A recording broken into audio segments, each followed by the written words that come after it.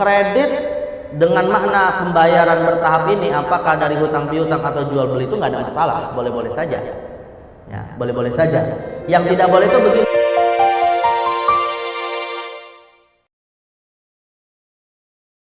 Assalamualaikum, Ustaz. Afwan agak melenceng. Saya mau bertanya perihal perkara kredit motor. Apakah benar kredit motor termasuk riba? Bukankah pada dasarnya kredit itu masuk ke ranah jual beli, bukannya hutang piutang? Apakah ada sebab yang menjadikan kredit menjadi riba? Mohon pencerahannya, Ustaz. Jazakallah. Semoga Ustaz selalu sehat dan selalu dalam lindungan Allah Subhanahu wa taala. Amin. Baik, pertama saya ingin jelaskan dulu makna kredit, Pak ya. Kredit ini biasanya istilahnya konotasi di pikiran kita ada dua makna kredit itu. Ya. Pertama, kredit itu bisa dimaknai sebagai pembayaran berjenjang, bertahap. Ya, dengan akad yang sudah disepakati di awal. Misalnya saya beli motor harga 12 juta tapi pembayarannya tidak cash 12 kali setiap 1 juta setiap bulan sampai 1 tahun. Nah, itu kan kredit juga, Pak, ya. Tapi kredit juga bisa dimaknai sebagai pembayaran yang tadi juga bertahap, namun dengan penambahan bunga-bunga dari akad hutang piutang. Nah, jadi artinya begini, kredit itu bisa dari dua sumber, ya. Bisa dari sumbernya itu adalah jual beli, bisa sumbernya itu dari hutang piutang. Pada dasarnya kredit dengan makna pembayaran bertahap ini, apakah dari hutang piutang atau jual beli, itu nggak ada masalah, boleh-boleh saja. Ya, boleh-boleh saja.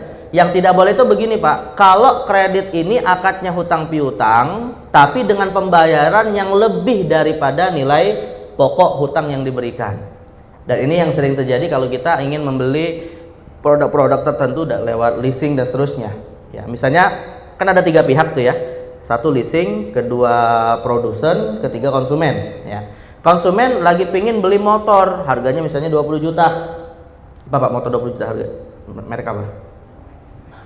NMAX, lebih, NMAX sampai 40-an mungkin. Apa tuh yang 150 cc itu, Pak? Vario 50 cc itu 20 juta ya. Nah, 20 juta misalnya ke produsen. Tapi produsen kan biasanya juga malah tidak menawarkan cash, tapi nawarnya apa? Kredit gitu kan. Nah, lewat leasing. Nah, kemudian diajukanlah kepada leasing, ini ada yang mau membeli harga 20 juta. Ya, akhirnya leasing bertransaksi dengan konsumen dengan akad hutang piutang. Saya kasih 20 juta, tapi kamu bayar kredit yang nanti kalau di total angkanya bisa sampai 30 juta. Bisa enggak, Pak? Nah, kalau yang seperti ini jelas riba. Karena dalam hal ini leasing ini berstatus sebagai pemberi hutang berbunga. Ya, hutang berbunga. Jadi dia meminjamkan 20 juta tapi kemudian dia menerimanya ya lewat akad hutang piutang tadi, pembayaran kredit dengan angka yang berbeda dengan nilai pokok. Nah, ini nggak boleh. Nah, di situ unsur riba terjadi. Tapi kalau misalnya akadnya jual beli, nah ini biasanya digunakan oleh leasing syariah. Jadi kalau leasing syariah itu kita beli dulu barangnya. Ya, kita beli dulu barangnya. Jadi ada yang lagi butuh nih konsumen, nih motor 20 juta, ya udah kita beli motornya 20 juta. Nah, setelah dibeli maka terjadilah akad jual beli bukan antara produsen dengan konsumen, tapi antara siapa? Ya, antara leasing dengan konsumen. Terjadi akad jual beli. Tapi dia tahu ya bahwa konsumen ini ketika membeli kepada produsen harganya 20 juta. Tapi kalau misalnya berpindah kepada leasing, kemudian leasing membelinya dan kemudian menjualnya dengan nilai 30 juta dibayar kredit. Nah, itu boleh saja, Pak. Ini analoginya sebenarnya digabung dua ya. Di sini pembayarannya kredit tapi sistemnya murabahah namanya. Jadi leasing syariah itu sistemnya murabahah. Sama seperti begini, Pak. Kita beli pakaian di Tanah Abang, harganya 100.000. Boleh nggak kita jual 200.000 pada pihak lain? Ya boleh, kita ambil keuntungan kan dari akad yang kedua gitu. Nah, itu seperti itulah leasing syariah. Dia beli dulu, kemudian dia jual dengan nilai yang lebih. Pembayarannya dengan cara kredit. Nah, itu. Jadi yang membedakan adalah kalau yang pertama akadnya adalah hutang piutang dan itu tidak boleh. Kalau yang kedua akadnya adalah jual beli. Nah, itu boleh. Nah, ini jadi perbedaannya dari sisi akad yang menjadi dasarnya seperti apa. Masalah penunaiannya itu dengan apa namanya, dengan bertahap kredit tadi itu nggak ada masalah, itu sistem saja, itu metode saja. Karena orang boleh saja membelinya dengan cash atau membelinya dengan dicicil. Bahasa kita kan kredit itu apa? Cicil gitu ya. Nah, ini boleh-boleh saja, nggak ada masalah. Atau begini Pak, ada juga bentuk yang ketiga, ya. Ya itu pun sebenarnya boleh-boleh saja, menurut pendapat mayoritas ulama boleh saja. Namanya bai'ut taksid. Bai'ut taksid itu jual beli kredit juga. Di mana pedagang ini tidak tiga pihak ya, cuma dua pihak antara pedagang dengan pembeli. Pedagang bilang kepada pembeli, saya kasih dua harga. Ya, kalau kamu beli cash harganya 20 juta. Tapi kalau kamu belinya kredit harganya 30 juta di kredit setiap bulan. Berarti kan dalam hal ini pedagang menginformasikan dari sejak awal kalau harganya itu bisa dua kemungkinan. Satu cash, satu kredit. Tapi bedanya kredit lebih tinggi. Dan kadang orang karena tidak punya uang cash saat itu juga, ya sudah akhirnya memilih apa? Kredit. Nah, dalam hal ini kebanyakan ulama membolehkan, nggak ada masalah selama dua harga itu ditetapkan dari akad di awal dan kemudian si pembeli memilih salah satu apa namanya nilai akadnya. Nah, itu nggak ada masalah dalam hal ini. Yang nggak boleh itu begini, sudah jalan kredit akhirnya macet, bertambahlah nilainya gara-gara tambahan waktu. Nah, itu riba, namanya riba nasi'ah namanya Pak ya, riba nasi'ah. Jadi kalau misalnya yaudah jalan kreditnya tapi dengan syarat kalau nanti lewat batas jatuh tempo pembayaran kredit bertambah nilai apa namanya nilai dari penunaian kreditnya tadi. Nah, ini nggak boleh, itu nanti masuk dalam bab riba nasi'ah. Riba nasi'ah itu Pak seperti orang begini berhutang ya, kamu berhutang kepada saya kemudian jatuh temponya bulan depan, tapi kalau nambah 1 bulan lagi maka hutangnya bertambah. Nah, itu namanya riba nasi'ah. Ya. Tapi kalau dari awal dikatakan dalam akad hutang piutang, saya kasih pinjaman 10 juta, tapi nanti kamu kembalikan 12 juta, itu namanya riba fadl. Apa bedanya Pak? Jadi kalau riba fadl itu ditetapkan di awal sudah.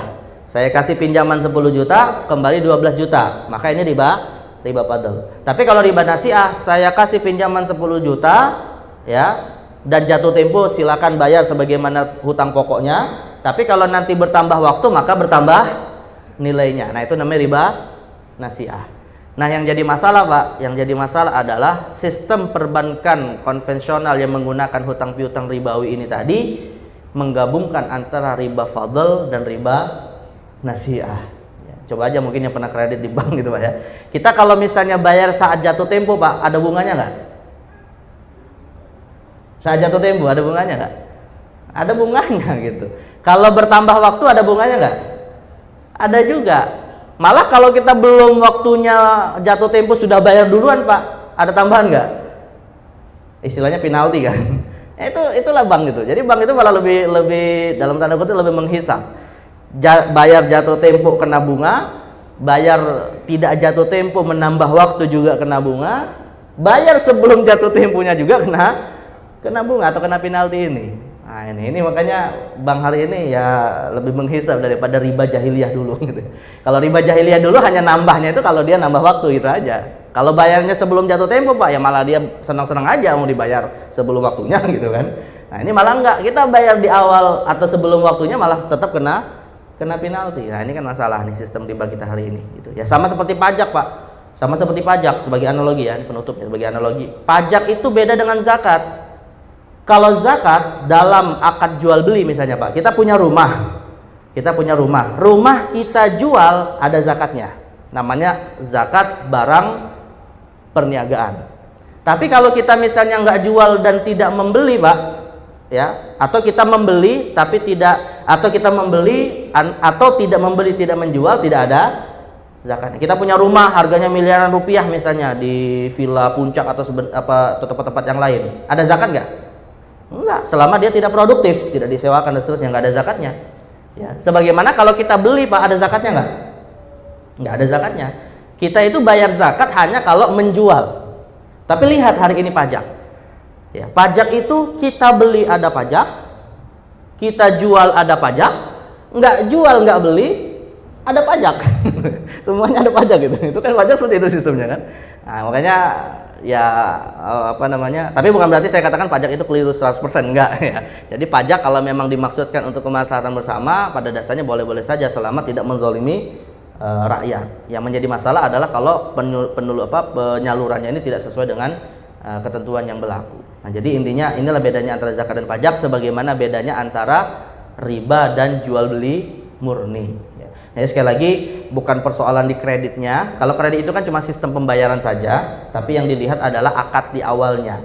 Ya, apakah akad di awal itu jual beli murni atau akad hutang piutang yang nantinya dikembalikan secara kredit tapi dengan nilai yang lebih daripada nilai pokok hutangnya. Nah, itu yang jadi masalah gitu. Tapi kalau cara membayarnya cash ataupun bertahap, nah ini pada dasarnya tidak ada masalah.